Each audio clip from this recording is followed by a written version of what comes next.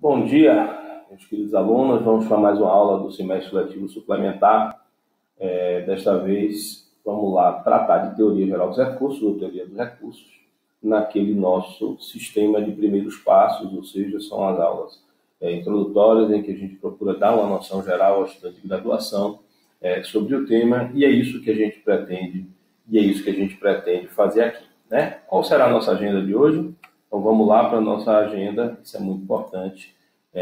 Vamos tratar primeiro das noções gerais da teoria geral dos recursos, depois vamos tratar dos princípios, depois vamos tratar dos juízos de admissibilidade e juízos de mérito, questões importantíssimas relacionadas à teoria dos recursos, efeitos dos recursos, desistência, renúncia e vamos dar um panorama geral dos recursos em espécie. Tá bom? Então vamos lá, vamos seguir adiante, noções gerais. A primeira coisa que a gente precisa entender é de que, em relação aos recursos, melhor dizendo, em relação aos meios de impugnação das decisões judiciais, a gente tem 3 meios no sistema brasileiro de impugnação das decisões judiciais. O recurso, que é o principal deles, vamos deixar ele de lado, porque é a teoria dos recursos que a gente vai tratar hoje, e a que caracteriza principalmente por ser um meio de impugnar a decisão judicial proferida no processo dentro deste próprio processo.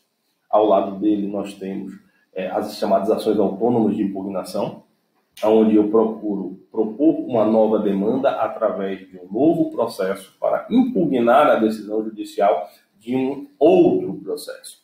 2 exemplos são muito claros em relação a isso. Uma é a ação rescisória, que é uma ação autônoma de impugnação de decisões judiciais por excelência. A ação rescisória, ela nasce e ela existe para desconstituir uma decisão judicial transitada em julgado em outro processo. Então, ela é uma ação autônoma de impugnação por excelência. Tá bom? E a gente tem outras ações que, incidentalmente, podem constituir ações de impugnação das decisões judiciais. Exemplo clássico disso é o mandado de segurança. O mandado de segurança, ele não nasce para impugnar decisões judiciais, como a ação rescisória assim mas ele pode promover a impugnação das decisões judiciais nas raras hipóteses em que é possível propor um mandado de segurança contra uma decisão judicial. E por fim, né, a gente tem os chamados sucedâneos recursais, que não são previstos propriamente na legislação como tal, mas a gente tem o pedido de reconsideração como o mais clássico deles. Ele não está previsto na legislação, mas esse pedido de reconsideração ele é muito utilizado na prática processual e serve como sucedâneo recursal, promovendo a impugnação da decisão judicial. Tá bom? Então vamos seguir adiante tratando do conceito do recurso, onde a gente vai conseguir muito claramente compreender, né, e entender a distinção dos recursos para as ações autônomas de impugnação, essencialmente. Então, o que é que são, né, os recursos? Como eu conceituo os recursos? Então, o recurso é um poder, no sentido de ser um direito potestativo, né, mas que se exerce como um ônus, porque eu busco para que eu tenha a vantagem que eu pretendo decorrente da impugnação da decisão judicial, que é ter a alteração dessa decisão, eu preciso promover esse exercício dessa decisão.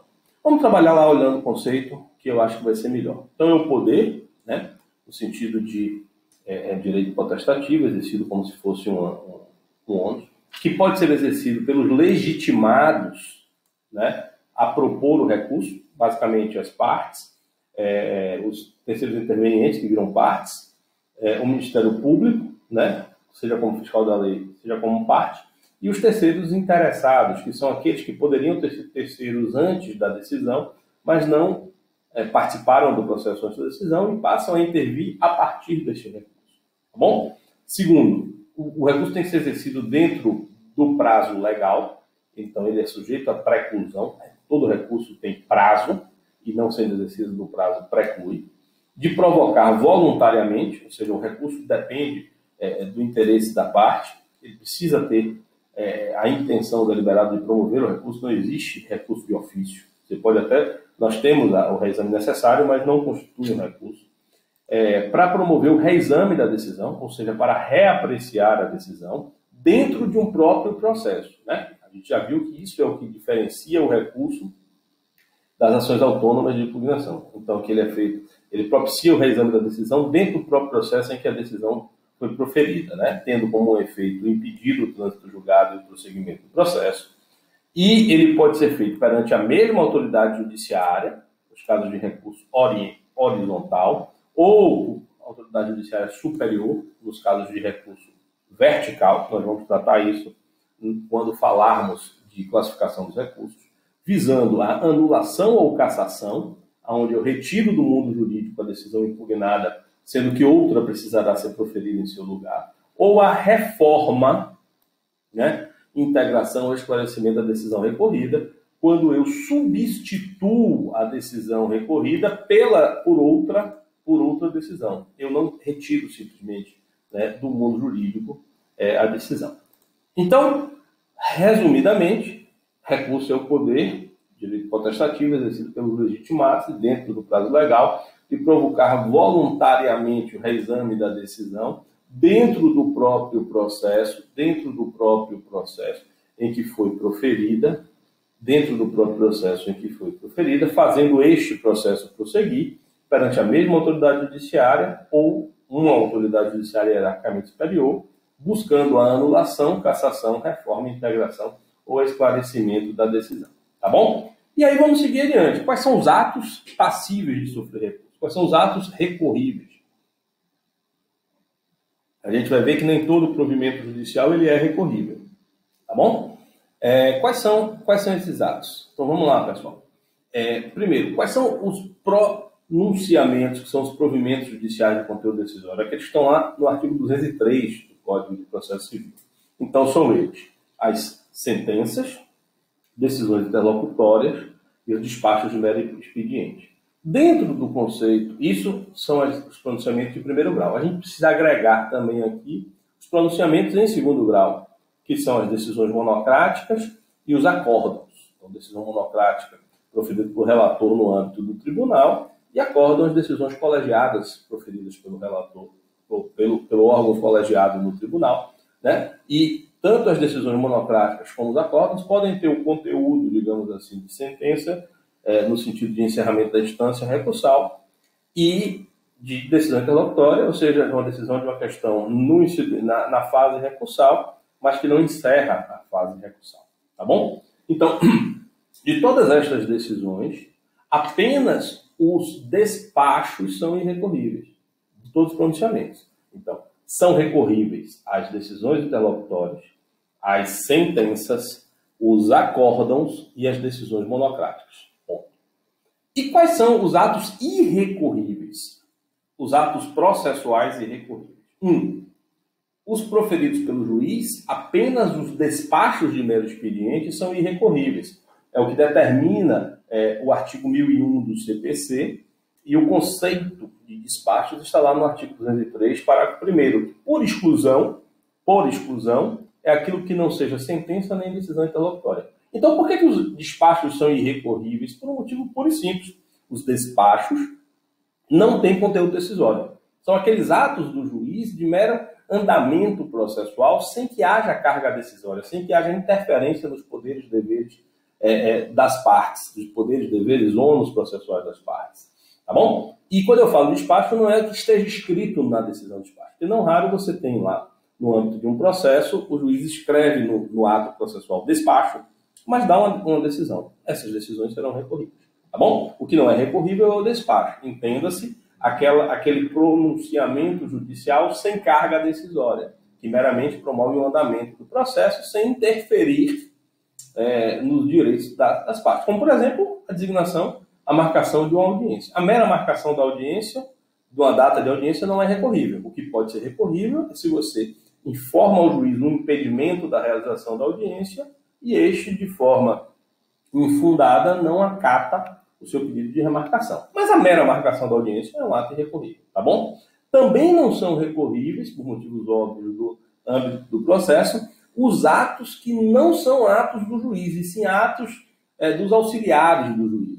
Como a gente sabe, Os meros atos ordinatórios, como a determinação de vistas de um documento juntado ou a determinação de que uma parte manifesta do documento do outro, pode ser feito de ofício pelo chefe da secretaria, pelo diretor da secretaria. O CPC, no parágrafo 4º do artigo 203, já diz isso. Olha, esses meros atos podem ser feitos pelo escrivão. Assim como há outros atos feitos por outros auxiliares, como relacionados a atos instrutórios pela perícia. Então, estes atos dos auxiliares do juízo, eles não são recorríveis, porque não são pronunciamentos judiciais. Então, para corrigir estes atos, eu requeiro ao juiz que o juiz corrija, e o juiz determinará a correção. Mas isso não é um recurso, porque o recurso é o ato contra a decisão judicial, contra o ato jurisdicional. E esses atos dos auxiliares da justiça, por não serem pronunciamentos, por não serem atos de jurisdição, não são passíveis de recurso. Tá bom assim? Então vamos seguindo adiante, pessoal. Eu queria tratar com você de um tema novo. Não sei nem se esse é o melhor lugar, mas é importante que a gente trate dele, que é tratar dos honorários recursais. Como vocês sabem, o nosso sistema brasileiro adota o princípio da sucumbência, através do qual busca-se estimular as demandas indevidas. E dentro do âmbito do conceito, da noção de sucumbência, há a fixação em honorários de sucumbência. Né? O ônus da sucumbência impõe ao vencido no processo, que arque com as despesas do processo. Então, as custas, os honorários de perito, emolumentos que sejam necessários, e também o pagamento de honorários para a parte advocatícia e para a parte adversa. Tudo isso está lá no artigo 85 do Código de Processo Civil. E dentro desta novidade do Código de Processo Civil, introduziu no âmbito do regulamento dos ônus da sucumbência, está a figura dos honorários recursais.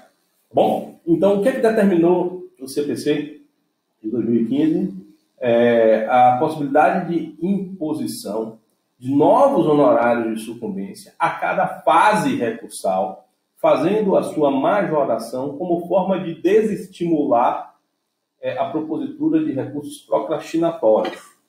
Só que esta condenação tem que chegar ao limite de 20%. Se já no primeiro grau, o juiz de primeiro grau proferir 20%, não haverá imposição de honorários recursais.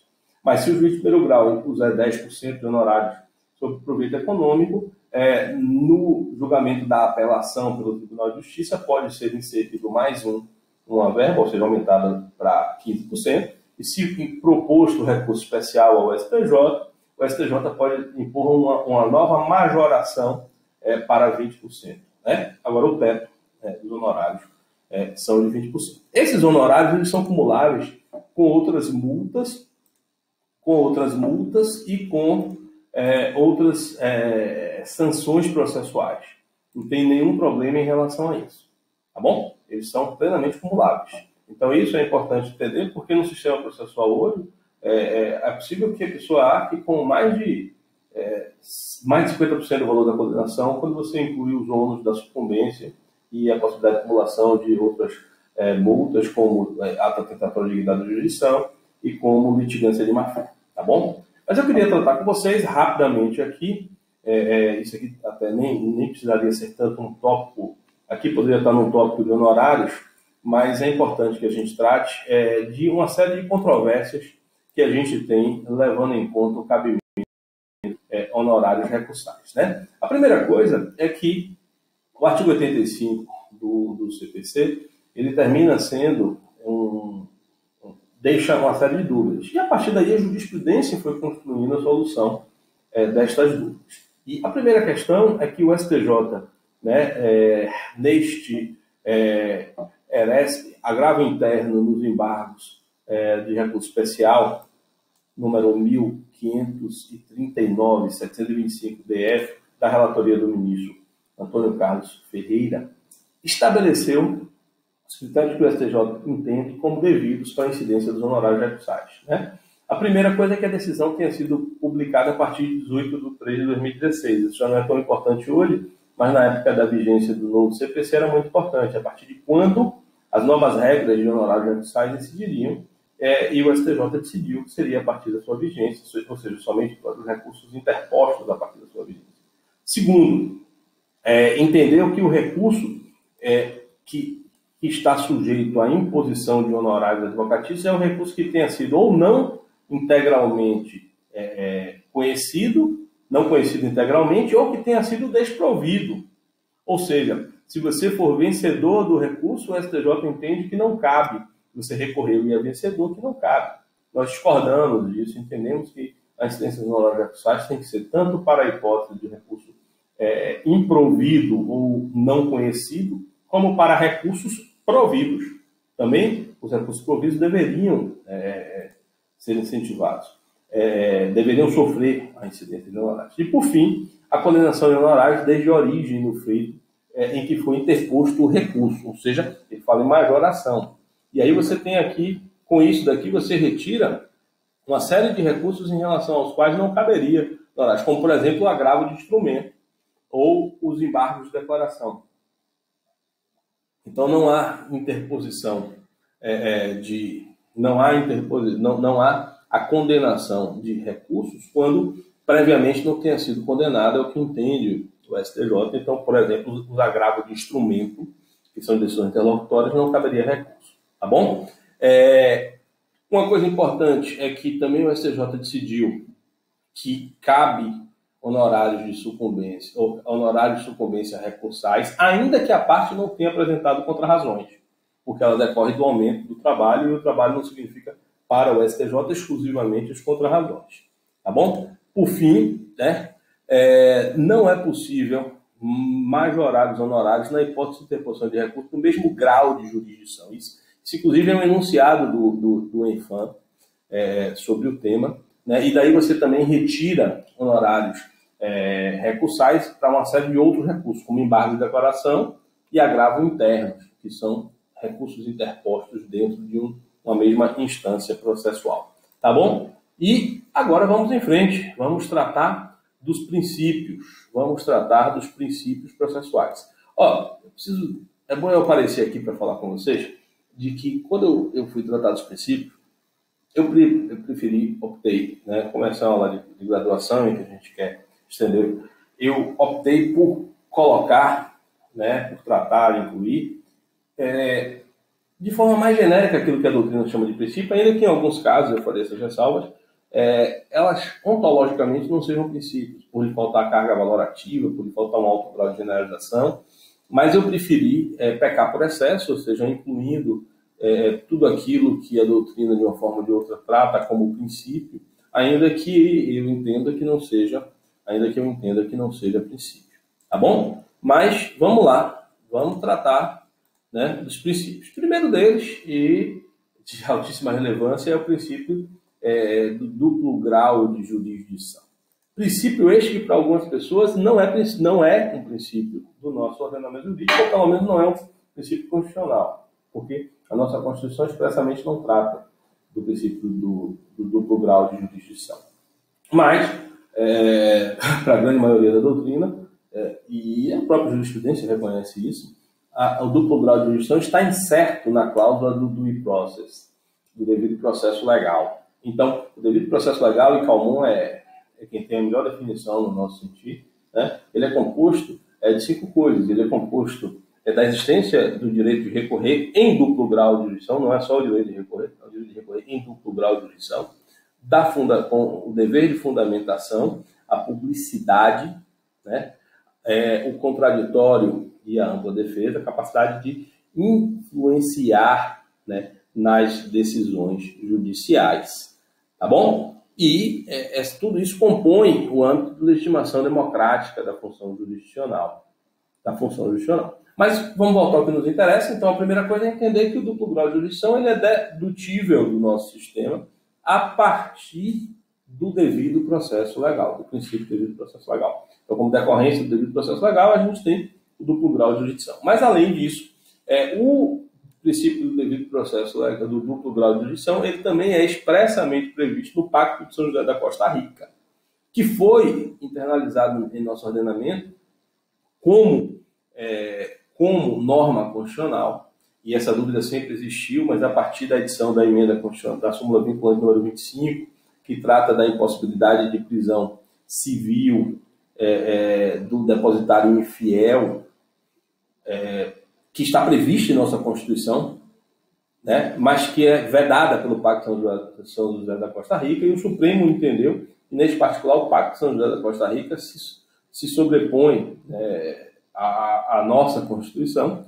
Então, portanto, se sobrepõe, não, ela é inserida como norma constitucional, e por ser, neste caso, o Pacto São José da Costa Rica, uma norma sobre o tema que aumenta a eficácia dos direitos fundamentais, ela terminaria prevalecendo. Então, se o próprio Supremo entende que as normas do Pacto São José da Costa Rica são normas constitucionais, o princípio do duplo grau de jurisdição é um princípio constitucional. Tá bom? Vamos seguir adiante. Né? Princípio da unicidade ou singularidade recursal. Unicidade ou singularidade recursal. Preciso entender que, como regra, para os recursos das decisões, cabe um recurso e um único recurso. Não existem decisões que são recorríveis por vários recursos, ao mesmo tempo, a escolha do recorrente. Não é assim que funciona. A gente tem a fungibilidade, eu falo já sobre ela, mas aqui agora vamos tratar do princípio da unicidade ou singularidade. O CPC de 1939, no artigo 809, previa expressamente o princípio da singularidade.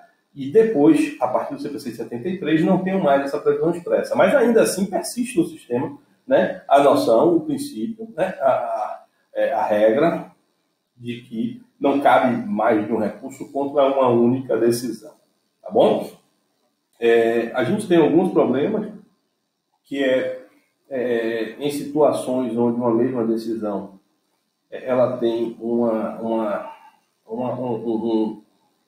uma possibilidade de divisão subjetiva do poder de cassação, quando, por exemplo, um acórdão de um tribunal ofende a Constituição e ofende norma infraconstitucional, ela sofrerá dois recursos, recurso especial e recurso extraordinário, né, onde essa mesma decisão estará sofrendo dois recursos, mas para cada forma de impugnação dessa decisão eu tenho um recurso próprio, tá bom? E você tem também o problema dos embargos de declaração, né, que cabem dentro de um mesmo prazo do recurso de apelação, como é mais de uma parte pode propor recurso de embargos e uma parte pode propor recurso de apelação, mas com objetivos distintos, um com esclarecimento perante o próprio juiz e o outro para o juiz hierarquicamente superior para promover a reforma da decisão, a cassação da decisão. Mas, na sua essência, essas são questões um pouco mais complexas, mas que terminam por não invalidar o princípio da unicidade ou singularidade recursal. Tá bom? Eu tenho desdobramentos subjetivos da capacidade e da competência para reformar a decisão, mas, em sua essência, para cada uma daqueles vícios da decisão, caberá um único recurso. Tá bom? Sigamos adiante, pessoal. Princípio da vedação da reformatio impejus. Princípio da vedação da reformatio impejus. Este princípio também não está expressamente previsto no CPC. E sobre o tema, quem melhor teorizou foi o professor José Carlos Barbosa Moreira, né, nos comentários da Forense ao CPC de 1973, e que é uma obra atemporal, especialmente porque ele trata da parte de teoria geral dos recursos e da parte das regras gerais dos recursos, e eu super indico que alguém achar na biblioteca, vale muito a pena ler e ainda é muito atual. E ele foi quem melhor teorizou sobre a reformatio impejus. O que seria o princípio da reformatio impejus? Seria a vedação, a proibição de que o tribunal, por força do recurso, piorasse a situação do recorrente. É o seguinte, eu não posso recorrer e ter a minha situação objetivamente piorada, tá bom? Esse princípio vige em nosso ordenamento para as decisões judiciais. Defende-se que para a administração pública, para os atos administrativos, para a administração pública, isso não se impera, porque a administração tem o dever de legalidade, sempre tem o dever de aplicar a legalidade. Mas no âmbito da tutela jurisdicional, do processo judicial, esse sistema impera. Impera por quê? Por alguns sentidos. A primeira coisa é entender que a gente tem o princípio dispositivo. O juiz não presta tutela jurisdicional de ofício. E o juiz não pode, de ofício, estar tutelando, protegendo aquela pessoa que não recorreu. Aquela pessoa que teve a decisão contrária a si, se quisesse, recorresse. Deveria ter recorrido. Se ela não recorreu, o tribunal não pode melhorar a situação de ofício de alguém que não tem, né, que não teve o exercício do seu poder de recorrer. Tá bom? Então, segundo aspecto aí que a gente tem que falar é que ao recurso sujeita-se a figura do interesse recursal. O que é o interesse recursal? É o desdobramento no recurso do interesse de agir. Lembram lá do interesse de agir? Vocês viram em TGP, vocês viram em processo 1? Então, o interesse de agir é conjugado pelo binômio utilidade e necessidade. Eu só tenho interesse de agir se eu tiver um binômio utilidade e necessidade. E eu não poderia nunca recorrer para piorar a minha situação. Imagine que eu posso recorrer pedindo que aumente a indenização que contra mim foi proposta, eu não teria interesse de agir, eu não teria interesse recursal. Né? E se eu não posso pedir a piora, não pode o tribunal de ofício promover a piora. Tá certo? Então, primeira coisa, a impossibilidade de reapreciação de ofício, dispositivo, segundo, a ausência de interesse de agir. E, por fim, a gente vai ver um pouco mais adiante que a gente tem a figura do chamado recurso adesivo. Né? O que é a figura do recurso adesivo? Quando eu tratar de classificação, eu vou tratar disso. Mas é a possibilidade, quando você tem sucumbência recíproca, o que é sucumbência recíproca? Quando uma parte ganha e uma parte perde. Ambos ganham e perdem. Então, eu tenho um processo em que o autor pede dano moral e dano material, o juiz dá o dano moral e nega o dano material. Tá bom? O dano moral que foi dado, o autor ganhou, e o dano moral que foi negado, o autor perdeu. O dano material que foi dado, o réu perdeu, e o dano moral que foi negado, o réu ganhou. Então, ambos ganharam e perderam.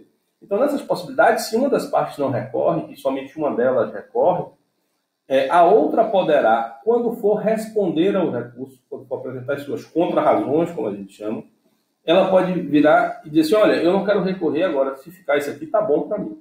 Mas já que a outra parte recorreu, eu também quero recorrer agora. Então, no momento das contra-razões, ela tem uma nova oportunidade de apresentar o recurso. Né? Isso se chama recurso adesivo. Então, se o tribunal pudesse piorar a situação do recorrente, não teria sentido lógico jurídico prever o recurso adesivo. Bastaria que a parte dissesse, olha, nas contra-razões e não, aumente a condenação. Então, considerando tudo isso daí, não há, existe em nosso ordenamento o princípio da vedação reformada sem impede. Desculpa. Com um detalhe, isso não se aplica às matérias de ordem pública. Aquelas matérias de ordem pública, o tribunal pode conhecer de ofício. Sigamos adiante. Princípio da taxatividade. Aqui vou ser bem rápido, é que só existem os recursos taxativamente previstos em lei. Ao final do último slide a gente vai ver quais são. Não significa dizer que sejam apenas no CPC. É previsto em lei. A gente tem leis extravagantes, aqui o exemplo, a lei de execução fiscal, em que se prevê também figuras de recursos. Vamos seguir adiante. Princípio da fungibilidade. Aqui a gente precisa perder um pouquinho mais de tempo para tratar do princípio da fungibilidade. A par daquilo que nós já falamos sobre o princípio da singularidade, né, eu quero tratar com vocês também sobre o princípio da fungibilidade. Ou seja, a fungibilidade não desconstitui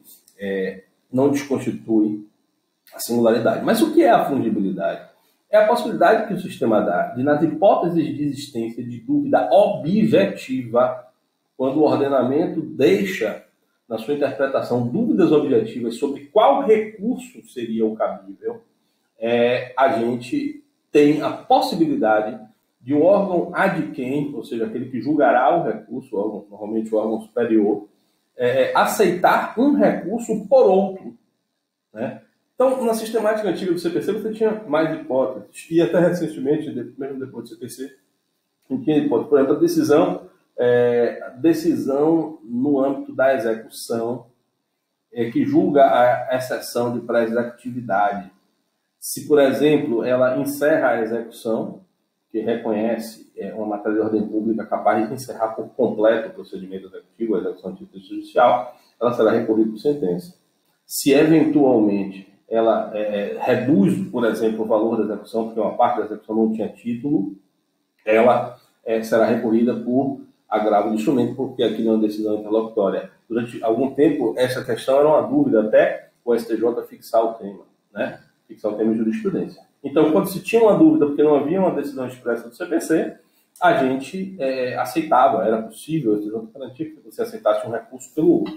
Tá bom? Outra hipótese, que o próprio STJ, a própria jurisprudência do STJ trata do tema, quando o próprio órgão judiciário é quem é o responsável pela dúvida. Então, em algumas situações, o erro é induzido pelo órgão judiciário. A decisão judicial vai lá e diz qual é a possibilidade, o recurso cabível. Então, nestes casos,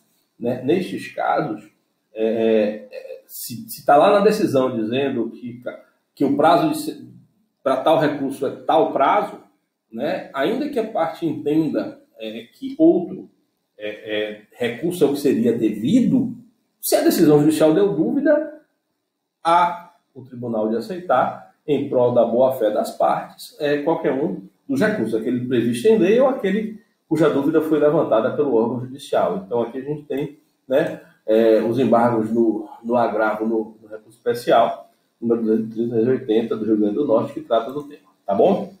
E a gente tem tanta fugibilidade nessas situações de dúvida geral, né, que nascem, né, da conjugação do artigo 10, da interpretação do artigo 10 e do artigo 933, onde a gente, né, presume que a tutela jurisdicional pode aceitar um recurso pelo outro em qualquer hipótese, e a gente tem normas específicas que tratam da possibilidade de transformação. Então, uma hipótese está lá no artigo 1024, que é a possibilidade de transformar um embargo de declaração num agravo interno, ou seja, um embargo de declaração interposto contra a decisão monocrática do relator pode ser transformada, pode ser recebido como um agravo interno, é uma fungibilidade. E a fungibilidade dos recursos especiais extraordinários, porque como você propõe o recurso no mesmo momento contra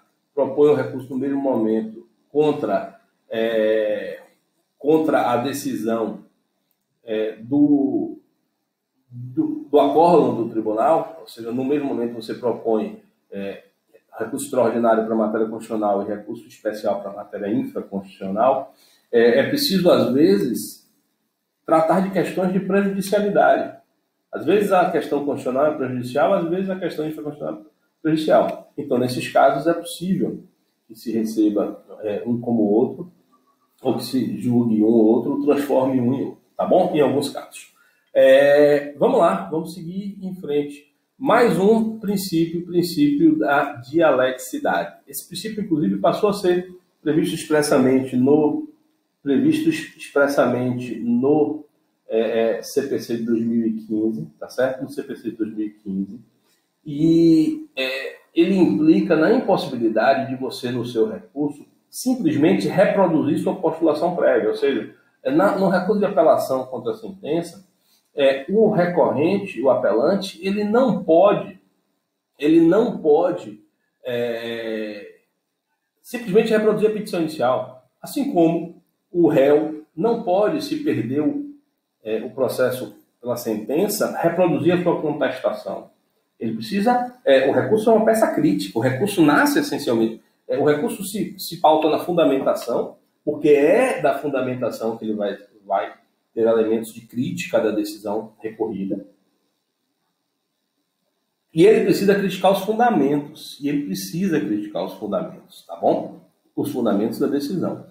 E mostrando os fundamentos de fato e direito pelo qual se está insatisfeito. E aí, o artigo 932, inciso 3º, diz que o relator deverá inadmitir o recurso, né? Inadmitir o recurso que não trate, né? Que não promova a adequada crítica de todos os pontos daquela referida sentença. Pontos daquela, na verdade, da decisão recorrida. Né? Com um detalhe, né? Teoricamente, a gente teria aí, a gente viu na aula passada, na aula de ordem dos processos dos tribunais, de que deve o relator, sempre que tiver um vício sanável, promover o saneamento desse vício, né? Promover o ajuste desse vício. E aí você poderia perguntar, poxa, existe então a possibilidade de o recurso tendo vindo defeituoso, porque não impugnou, não apresentou os fundamentos de insatisfação contra a decisão recorrida, dar prazo para consertar, como determina o parágrafo único do artigo 902, o STJ tem entendido e adequadamente e corretamente entendido que não, né, que não pode, porque o parágrafo único se trata apenas de vícios formais e isso é da essência do recurso, a necessidade, e isso está junto também com a noção de consumação. Eu não posso melhorar o meu recurso para preclusão consumativa. A gente vai tratar isso um pouco mais adiante, alguns colocam como princípio. Então, eu preciso, no âmbito do meu recurso, promover a impugnação de todos os elementos relacionados à decisão judicial. Ponto. Preciso promover isso.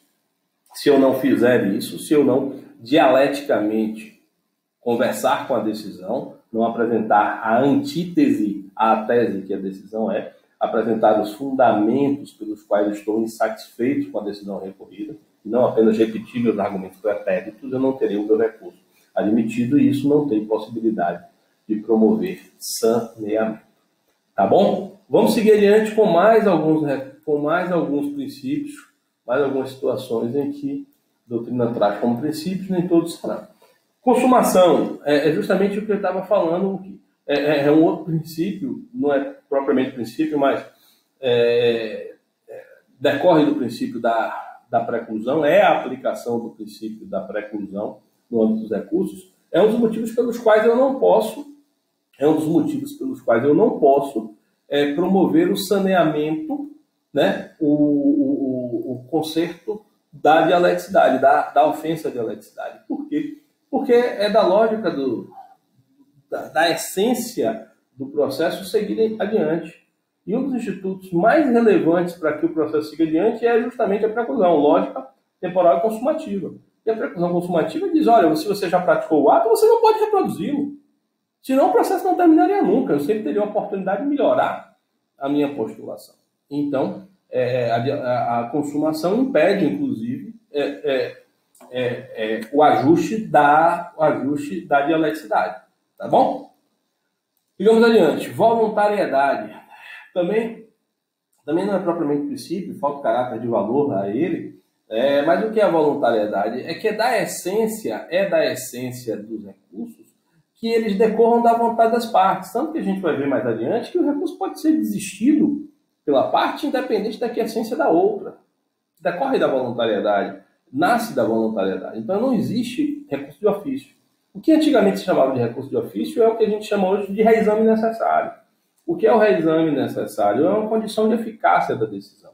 Então o CPC vai lá e diz, olha, em algumas decisões proferidas contra a fazenda pública, para que ela tenha eficácia, mesmo que a advocacia pública não tenha recorrido, ela precisará ou ela dependerá de uma revisão da decisão pelo Tribunal Superior, que se chama de reexame necessário. É uma condição de eficácia, mas não é um recurso. Tá bom? Vamos seguir adiante. O último princípio, né, aqui tratado é o princípio chamado princípio da personalidade. Né? Aquela regra, na verdade, de que os provimentos judiciais e os atos judiciais não prejudicam nem auxiliam terceiros. Tá bom? Não prejudicam nem auxiliam terceiros. Essa é a regra geral do processo. Agora, a gente tem exceções. E uma das exceções é o litisconsórcio em regime de unilateralidade. Quando o litisconsórcio é unilateral, né, é unitário, me perdoe, não unilateral, ele é unitário, em que a decisão tem que ser dada de uma única forma para todas as partes, porque o direito é indivisível, a situação jurídica ali é indivisível, o recurso imposto por uma parte auxiliará aquela outra que está litigando em regime de litisconsórcio unitário, tá bom? E também nas hipóteses de solidariedade. Ok? Então vamos seguir adiante.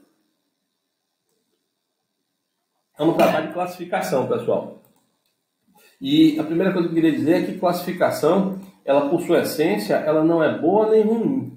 Classificação, ela simplesmente é adequada ou inadequada para a compreensão do instituto. Eu não tenho classificação ontologicamente boa, ou... não é por aí, não é como uma teoria, certo ou errado. A classificação serve para compreender, né? Ela é tecnicamente adequada para compreender um tema.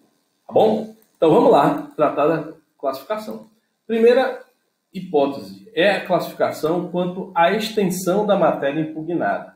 Como o recurso é voluntário, eu não sou obrigado a recorrer de tudo aquilo que foi decidido contra mim. Eu posso promover o que a gente chama de recurso total, ou seja, eu recorro de toda a parte, né, da decisão que me foi desfavorável, abrange todo o conteúdo impugnável da decisão recorrida, ou eu posso promover um recurso parcial. Eu só recorro de parte da decisão. Então, por exemplo, houve condenação de dano material e dano moral. Eu concordei com o valor do dano material, achei razoável, acho que a prova dos autos é muito significativa, não quero perder tempo recorrendo, mas discordo da condenação de dano moral e vou recorrer apenas da condenação de dano moral. Então, o recurso será parcial, eu estou recorrendo apenas de parte da decisão, ou seja, aquela condenação por dano material, ou me perdoe, aquela condenação por dano moral, no exemplo que a gente está dando. E a decisão por dano material, se eu não recorri, ela transitará em julgado. Então, recurso total, quando eu recorro de todo o conteúdo da decisão impugnada, tá bom? Recurso parcial, quando eu recorro apenas de parte da decisão impugnada. Vamos seguir adiante. Quanto às relações dos recursos entre si. Os recursos podem ser, eu já falei disso hoje, recursos independentes ou recurso principal e recurso adesivo. Tá bom? Isso só se aplica nas decisões em que há sucumbência recíproca. Aquilo que eu falei com vocês mais cedo. Quando tenho uma acumulação de pedidos, e aí eu vou pegar sempre um exemplo mais simples para vocês entenderem, né? Acumulação de pedidos de dano material com dano moral. E aí houve a condenação de dano material, mas não houve a condenação de dano moral. Ambas as partes sucumbiram. Então, ambas as partes têm interesse recursal, têm interesse em recorrer, tá bom? Lembram que para recorrer eu tenho que ter legitimidade e interesse? Então, ambas as partes têm interesse. E aí uma delas pode dizer, eu não vou recorrer. E a outra, vou recorrer. Ou ambas dizerem, vou recorrer, e ambas promoveram o recurso. Então, a sentença que condenou por dano material é moral, condenou por dano material e negou o dano moral. Autor e réu recorre, recursos dependentes. Mas aí, o réu virou e disse assim, olha, quer saber de uma? Eu prefiro receber logo, eu prefiro acabar logo com o processo e acabar logo com o processo para que eu possa receber esse valor. Pronto, o meu interesse é esse. Eu quero recorrer, eu não quero recorrer da decisão,